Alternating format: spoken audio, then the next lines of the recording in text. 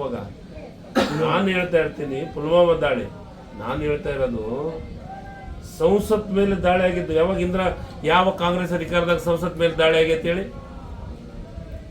ಅಟಲ್ ಬಿಹಾರಿ ವಾಜಪೇಯಿ ಇದ್ದದ್ದೇ ದಾಳಿ ಆಯ್ತು, ಮೋದಿಯವರು ಈ ದೇಶದ ಪ್ರಧಾನಮಂತ್ರಿ ಇದ್ದದ್ದೇ ದಾಳಿ ಆಯ್ತು. ಅದ್ರ ಬಗ್ಗೆ ಯಾರು ಮಾತಾಡ್ತಾ ಇಲ್ಲ.